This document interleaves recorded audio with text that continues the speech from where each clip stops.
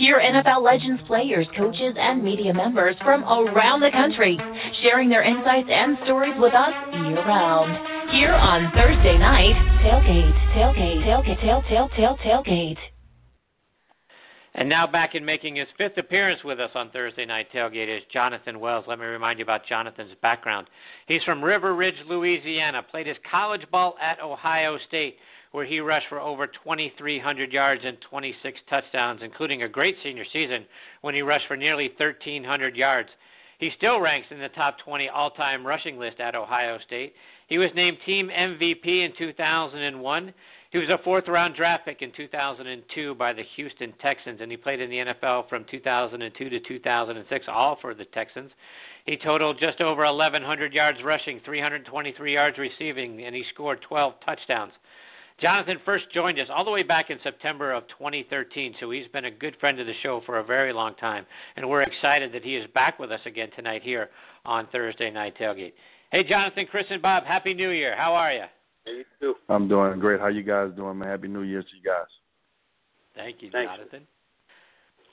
Jonathan, for our listeners who don't know your story, you grew up around the city of New Orleans, around a lot of violence. As a kid, you dealt with the loss of your brother. Talk about how you were able to rise above your circumstances and achieve all the things that you have. Man, football fell into my lap at the age of 7, man, and it was really a blessing for me. That was the same year, and my brother committed suicide in my home.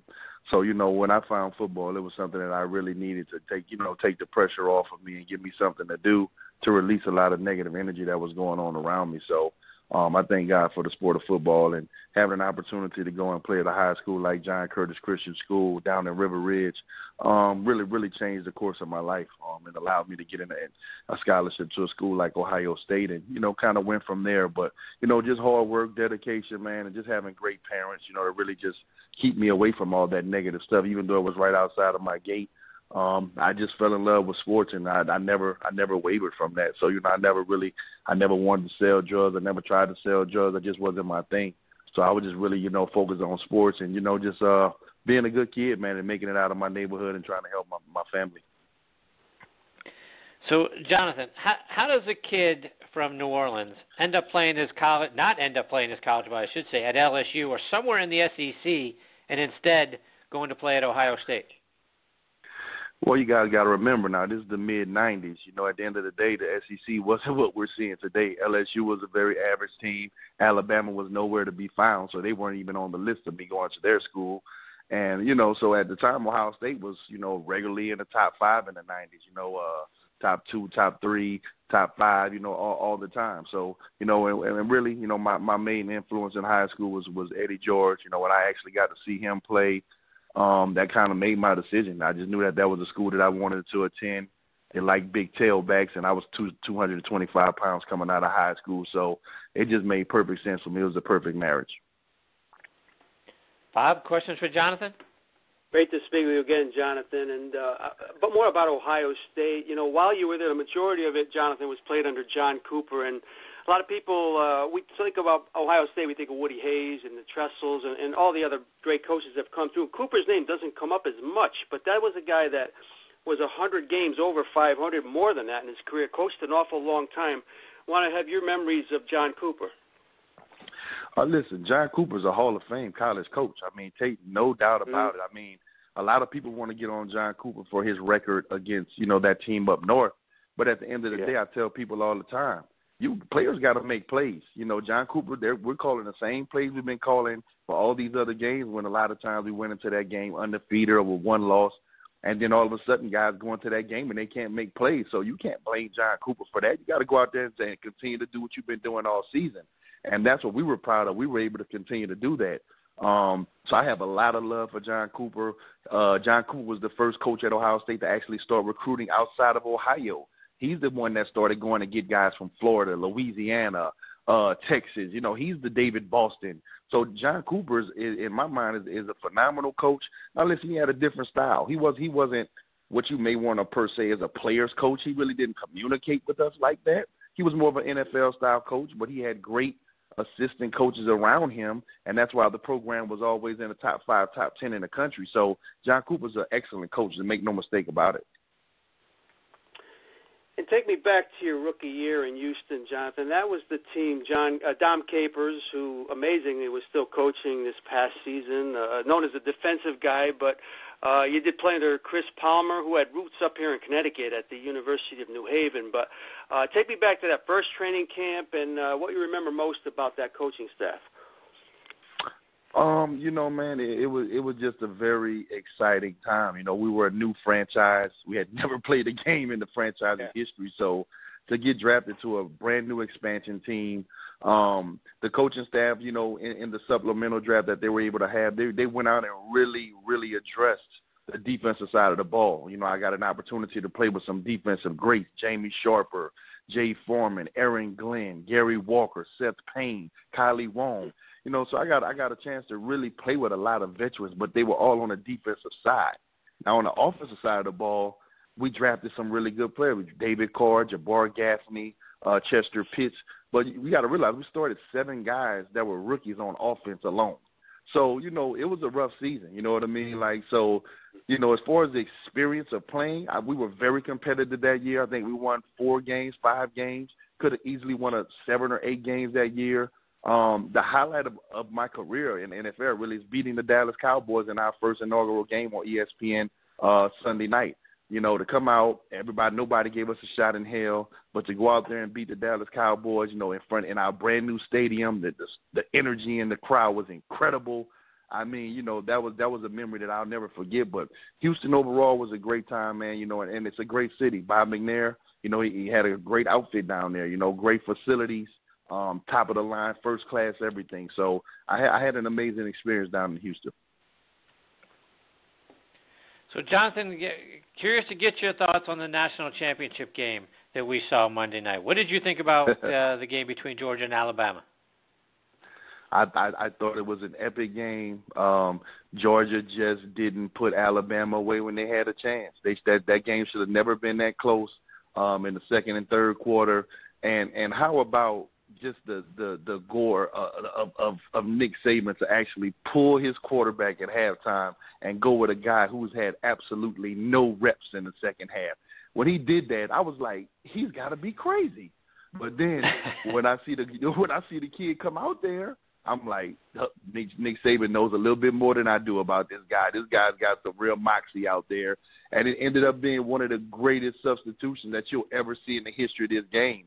So the game was phenomenal, man. Like I said, on that last play, I hear a lot of people say, well, they shouldn't have been in cover 2. They should have been in cover 3. I'm like, whatever.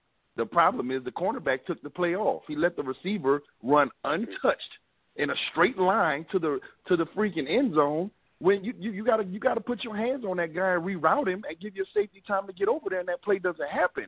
So, unfortunately for Georgia, they just weren't able to get it done. But man, that just goes to show you how great the University of Alabama is, how great Nick Saban is, and they just have a moxie down there, and they just feel like they're going to win every game, and most of the time they do. And Jonathan, understanding that my boys at UCF are the true national champions, since we beat the team that beat the teams. Here we go with this. Since your boys at Ohio State, some folks thought should be in instead of Alabama because you won your conference and they didn't. I never co-signed that. No? No, not at all. We did not deserve to be in the playoffs this year. Listen, when you lose by 31 points to an unranked Iowa team, you're not going to jump Alabama. Let's just be clear. This is Alabama we're talking about. Now, if it was TCU or somebody else, yeah, they probably would have gave us the nod. But listen, you're not going to be a 2-loss team and jump a 1-loss Alabama team. Whoever thought that was going to happen, good luck with that one. That's never going to happen. So I was actually happy with the matchup we got. We hadn't beat USC in a long, long time. I wanted to get my hands on them, and my boys went out there and took care of business. So I was very happy with the Cotton Bowl Challenge and what the boys were able to go out there and accomplish. So no way we jump Alabama in the 4. Only way I see that happening is if we have a 59-0 blowout like we did Wisconsin when we got it the first time. But winning by 6 points, no, you're not jumping Alabama. Not going to happen. What about the playoff system? Should it be expanded? Should we get to 8 teams, 16 teams? What do you think? I mean, listen. I mean, you can't satisfy everybody.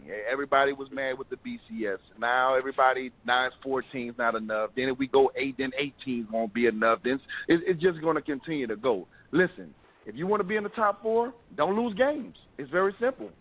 It's hard to do, but at the end of the day, everybody is in the driver's seat. Now UCF, I get it. You guys came out of nowhere and had one great season, but don't tell me that you really thought that you were going to get in over Alabama. Like, let's stop playing around with this thing. Like that's not going to happen. Sorry, you weren't even ranked when the season started.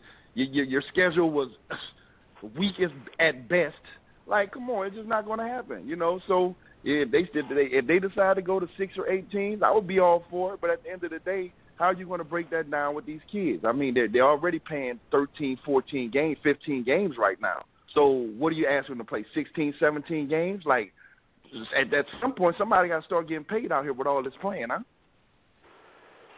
Well, that I agree with. I certainly think that, the college players should be getting some sort of compensation, particularly when they're putting jerseys out there with your name on the back of it. You should get a piece. That's something I can't understand.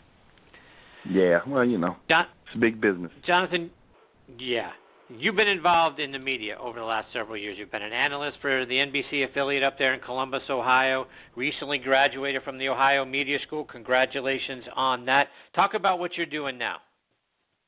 Thank you, man. I'm actually just launching my own production company up here. After the NFL, I jumped into the music industry and had a record label down in Atlanta for about 8-9 years straight.